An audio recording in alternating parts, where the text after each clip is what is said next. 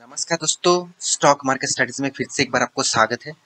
तो आज यहाँ पे मैं बात करूंगा इंडिया के नंबर 1 माइनिंग कंपनी के बारे में।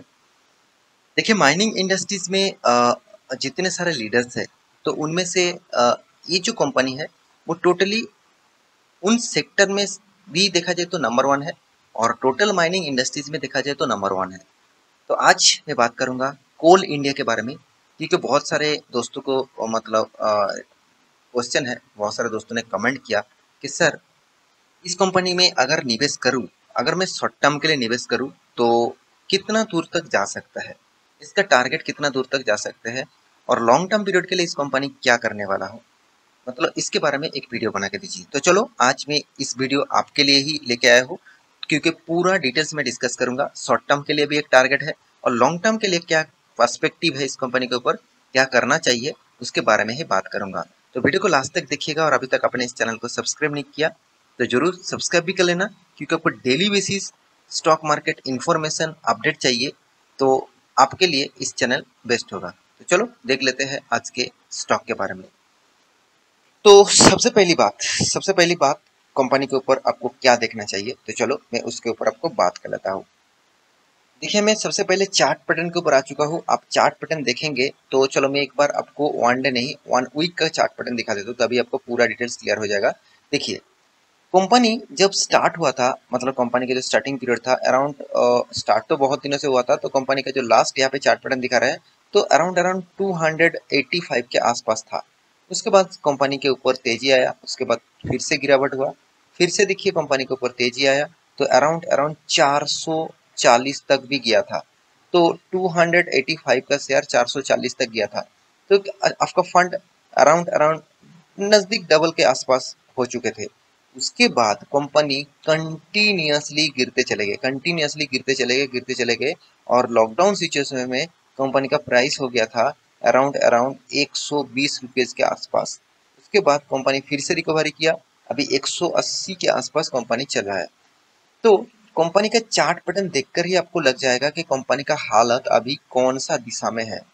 तो मैं इस दिशा को क्यों दिखा रहा हूँ, क्योंकि देखिए, जब बहुत सारे कंपनी से आपको दिखेगा कि हाँ इस दिशा में गया था, फिर से वो रिकवरी किया, तो आप कहेंगे सर टाटा मोटर्स जैसे कंपनी, वो भी तो एक दिन 60 से 70 के आसपास गया था और वो आज कितना लेवल में है, 500 के आसपास है।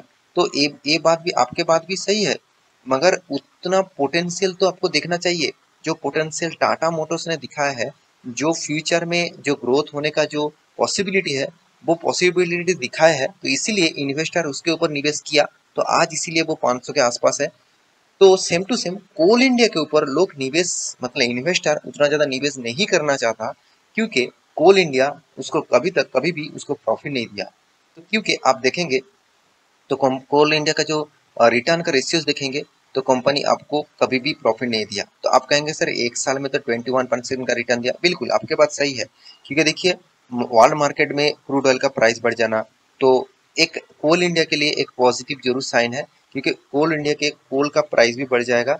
तो उसके लिए कंपनी का जो जो प्रोडक्ट हमेशा डिमांडेबल होता है, जो प्रोडक्ट हमेशा चाहिए चाहिए होते हैं, उस प्रोडक्ट का प्राइस बढ़ जाना मतलब उसका रेवेन्यूज बढ़ने का कारण है और उसके फ्यूचर में उसी तरीके से परफॉर्मेंस रहेगा, ये बिल्कुल नहीं हो सकते हैं। तो ये एक कमोडिटी सेगमेंट है, तो देखा जाए तो कोल इंडिया को, आप कोल को एक कमोडिटी सेगमेंट के साथ जोड़ सकते हैं।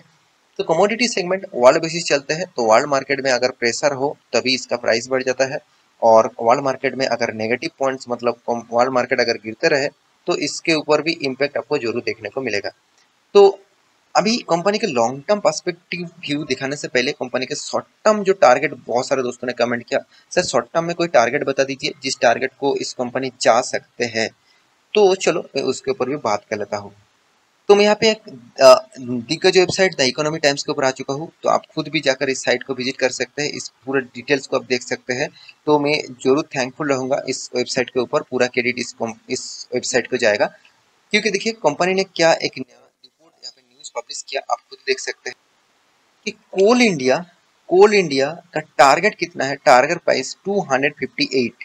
तो कोल इंडिया का जो टारगेट है, नेक्स्ट टारगेट 258, और वो भी कौन दिया, आईसीआईसीआई सिक्योरिटीज, जो इंडिया के एक लीडिंग सिक्योरिटीज कंपनी है, एक बड़े सिक्योरिटीज कंपनी है, तो उन्होंने यहाँ पे टारगेट रखा। तो पहली पॉइंट्स आपको ये सोचना है, क्या इस टारगेट को आपको फॉलो करना चाहिए। दूसरी पॉइंट, ये जो टारगेट है क्या इसका स्टॉप लॉस है, क्या इस टारगेट, तीसरी पॉइंट, कितने दिनों तक इस टारगेट मिलने के चांसेस है। तो चलो मैं पूरा डिटेल्स आपको दिखा देता हूँ। देखिए आईसीआईसीआई सिक्योरिटीज ने क्या किया, बाई कॉल दिया कोल इंडिया का, इसका टारगेट रखा 258। अभी कंपनी जब प्राइस बाई दिया था 179.9 समथिंग। तो अराउंड अराउंड कंपनी एक बड़ी टारगेट रखे है, अराउंड देखा जाए तो अराउंड अराउंड 80 पॉइंट का टारगेट, 80 पॉइंट प्लस टारगेट यहाँ पर रखा गया है। तो अच्छी बात है, मगर एक पॉइंट आप यहाँ पे नोटिस करेंगे कि कंपनी के कोई भी स्टॉप लॉस नहीं है, और इसका जो टारगेट है इसका कोई टाइम दिया गया नहीं है कि इस टाइम के अंदर इस कंपनी का प्राइस मतलब अचीव होने का चांसेस है। तो मैं जरूर कहूँगा, ये जो कंपनी टारगेट देते रहते हैं, तो पहली बात आपको देखना चाहिए कि आईसीआईसीआई सिक्योरिटीज के पास कितना होल्डिंग है इस कंपनी के ऊपर। तो देखिए आपको मैं यहाँ पे आईसीआईसीआई सिक्योरिटीज के डीएस के ऊपर आ चुका हूँ, जहाँ पे एलआईसी ज्यादातर होल्डिंग रखा है। एलआईसी जरूर रखेगा क्योंकि गवर्नमेंट कंपनी है। उसके बाद देखिए एचडीएफसी है, रिलायंस है, एचडीएफसी है, यहाँ पे देखिए जो कैप्स एक्सचेंज है, रिलायंस कैपिटल है। तो ज्यादा से ज्यादा आप देखिए आईसीआईसीआई पोटेंशियल वैल्यू फंड। तो देखिए आईसीआईसीआई पोटेंशियल वैल्यू फंड के पास अराउंड अराउंड 1% तक होल्डिंग था, तो आज उसके पास 1% से भी कम है। तो मेरे हिसाब से यहाँ पे दो पॉइंट्स हो सकते हैं। देखिए मैं खुद के ओपिनियन, खुद के एक्सपीरियंस के ऊपर मैं यहाँ पे बता रहा हूँ, दो पॉइंट्स हो सकते हैं।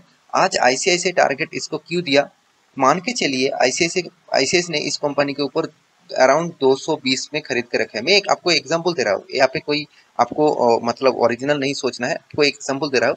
हो सकता है इसका पॉसिबिलिटी हो सकता है। देखिए आईसीआईसीआई टारगेट टारगेट दिया, तो क्यों दिया, वो फंसाना यहाँ पे किसको चाहते हैं। देखिए इस तरीके से टारगेट तो दूसरा कोई इंस्टीट्यूशन नहीं लेगा, इस तरीके से टारगेट दूसरा कोई इंस्टीट्यूशन फॉलो नहीं करेगा। तो कौन करेगा, जितने सारे लोग न्यूज देखकर बाई करते हैं, उसको लगता है कि न्यूज में कंपनी ने इतना बड़ा कंपनी ने टारगेट दिया, तो चलो वो टारगेट तो जा सकते हैं, बिल्कुल जाएगा। तो आपको टारगेट दे मान के चलिए, कंपनी का जो प्राइस रेंज है कंपनी ने बाई करके रखा है इस कंपनी के ऊपर 200 के आसपास। तो अभी कितना चला है, चलो 180 चल रहा है। तो कंपनी को प्रॉफिट भी चाहिए, कंपनी को लॉस नहीं चाहिए, तो कंपनी टारगेट रखा अराउंड 158 सर 258। तो कंपनी क्या करेंगे, अराउंड 200 से चलो 230 तक भी गया तो कंपनी पूरा के पूरा माल बेच देंगे।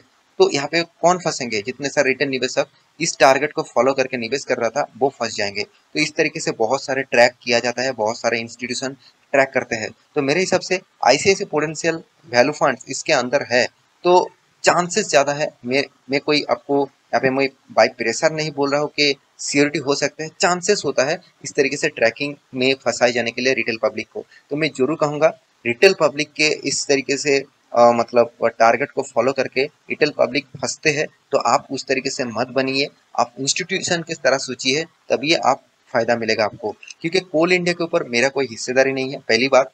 मैं ट्रेडिंग जरूर मतलब करता हूँ, मैं ट्रेड के हिसाब से जरूर लेता हूँ, और वो भी ट्रेड जो लेता हूँ वो इंट्राडे ट्रेड लेता हूँ।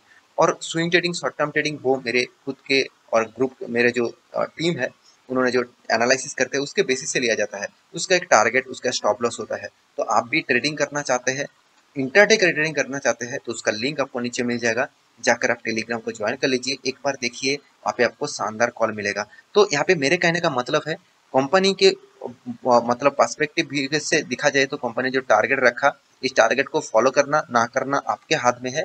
आप खुद डिसीजन लीजिए, इस टारगेट को फॉलो करेंगे कि नहीं करेंगे। क्योंकि इस तरीके से टारगेट मैं पहले आपको एक एग्जांपल के हिसाब से दे चुका हूँ, इस तरीके से बहुत बार हो चुके हैं, आज पहली बार नहीं है। मैं ये नहीं कह रहा हूँ कि आईसीआईसीआई मतलब सिक्योरिटीज ने इस तरीके से काम किया है, इस तरीके से काम करने वाला है, ऐसे में बिल्कुल नहीं करा। आज तक स्टैक ट्रैकिंग के हिसाब से आईसीआईसीआई सिक्योरिटीज ने इस तरीके से काम नहीं किया, और किया भी हो तो आपको पता भी नहीं चलेगा, क्योंकि से भी इस तरीके से रूल्स दे चुके हैं। क्योंकि कोई भी सिक्योरिटीज कंपनी किसी भी पॉइंट के हिसाब से टारगेट दे सकते हैं। आपको तो ये नहीं पता है कि आप उस टारगेट को फॉलो करिए, ऐसे बिल्कुल आपको बताया क्या नहीं है। तो आप उसको फॉलो कर सकते हैं, ना कर सकते हैं आपके हाथ में। अगर आप लॉस होता है तो जिम्मेदार आप ही होंगे, तो वो कंपनी कभी भी जिम्मेदार नहीं होंगे। तो मैं जरूर कहूंगा इस तरीके से ट्रैक में मत फंसना। आप अगर ट्रेडिंग करना चाहते हैं, आप ट्रेडिंग का नॉलेज है आपके, तो उस बेसिस से करिए। आप किसी ने टारगेट दिया है तो उस टारगेट, जरूर टारगेट को फॉलो करना चाहिए था, मगर उसको स्टॉप लॉस भी तो होना चाहिए था। तो स्टॉप लॉस नहीं है, टारगेट का टाइम पीरियड नहीं है, तो मेरे हिसाब से इस टाइप कंपनी के ऊपर आपको ट्रेडिंग भी नहीं करना है और इन्वेस्ट भी नहीं करना है। क्योंकि इन्वेस्ट ना करने के पीछे लॉजिक में जरूर कहूंगा, जो कंपनी का कर्जा अराउंड आप देखेंगे तो कर्जा ना के बराबर है, बिल्कुल आपके बात सही है, कर्जा ना के बराबर है। मगर दूसरी बात गवर्नमेंट कंपनी है, तो गवर्नमेंट कंपनी होने के नाते कंपनी प्रॉफिट इतना खास कमाने के बाद भी कंपनी आपको रिटर्न नेगेटिव में दिया, तो ये बात भी आपको सोचना चाहिए। देखिए 1 साल में कुछ भी हो सकता है, 1 साल छोड़िए, 1 साल तो ट्रेडिंग वाला काम हो गया, आप 3 साल 5 साल 10 साल तक देखेंगे तो कभी भी आपको प्रॉफिट नहीं मिलेगा। तो यही बात आपको एक नेगेटिव के हिसाब से देखना चाहिए। तो आशा करता हूँ इस कंपनी का सारा इन्फॉर्मेशन आपको क्लियर हो चुका है। मेरे वीडियो आपको कैसा लगा जरूर कमेंट करना, और इसी तरीके से वीडियो पाने के लिए चैनल को सब्सक्राइब भी करना। मिलते हैं नेक्स्ट टॉक लेके, तब तक के लिए अच्छे से रहिए, अपने ख्याल रखिए, बाय बाय।